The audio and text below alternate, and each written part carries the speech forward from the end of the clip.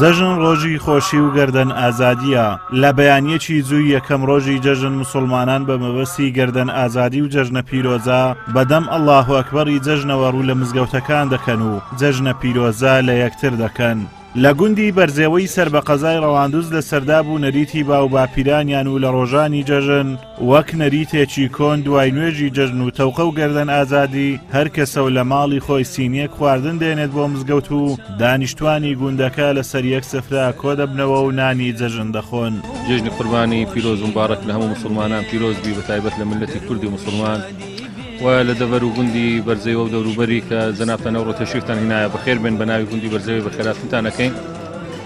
ئەوە یەکە لە کەلتورە هەرە جوانەکان و لە ئاداب و ڕەوشتە هەرە پیرۆزەکانی دینی ئیسلام کە ئەمری پێکردینە ئەمە لە هەموو مناسبەکان کۆبوونەوەمان هەبی برایەتیمان هەبی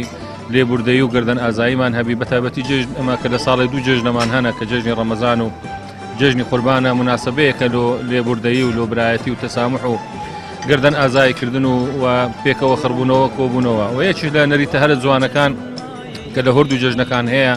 لەناو ملەتی کورد بەعام هەبوو بەڵام بەداخەوە لە زۆر زیان ئێستا و نەرێتە کۆر بوویتەوە نەمایە ئێمە محافەزەمان کردیە لەسەر ئەو نەرێت و عادەتە جوانە لە باو باپیرانەوە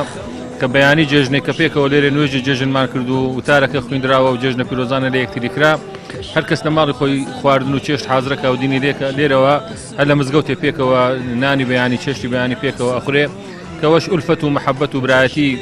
زیاتر ئەکاکەمە هەمومان وەکو یەک عائیلەوەینە یەک خانەوادەوەینە هەمووان برای یەکترینە. هێنانی خواردەمەنی بۆ مزگەوت لە ڕۆژی جەژن لەلایەن دانیشتوانی گوندی بەرزێوە نەریتێکی کۆنە و دانیشتوانی گوندەکەش باسلەوە دەکەن نایەنەوێ نەریتی باب و باپیرانیان کۆتایی پێبێت لەبەر ئەوەی گیانی هاوکاری و تەبایی لە نێو دانیشتوانی گوند بەهێزتر دەکات.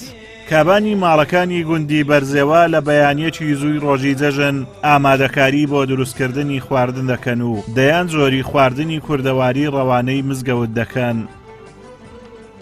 تەبێی ئەمە لە باو باپیرانەوە لە قەدیمە هەموو جێژنەکانی قوربان و ڕەمەزان کە دێن جێژنانەیەکەین و کە نوێژی جێژنەشن کرد هەموو دابوونێت ئێمە لە باو باپیرانەوە خواردنی بەیانیان دەینین. ئەو خواردنەش هەریەکە و بە گوێرەی ینی خواردنەکەی لە مارێسە حازرکرا ئەوی دەینین. ئیدی کە ئەبینی ئەو ماوەی یەکتریان نەدیتیا لەو مناسەباتەکەی خۆشەکەی لەوەیدایە هەموو یەکتر ئەبینینەوە. خزمەکان بە تێکڕایی ڕۆژی جێژن لێرە کۆ دەبنەوە هەر ماڵە و خوانچەی خۆشدینی بە تەبای و بە یەکەڕەزی نوێژی جێژن ئەکەن و دوایەکەنای دەخۆن هەر کەسەکەی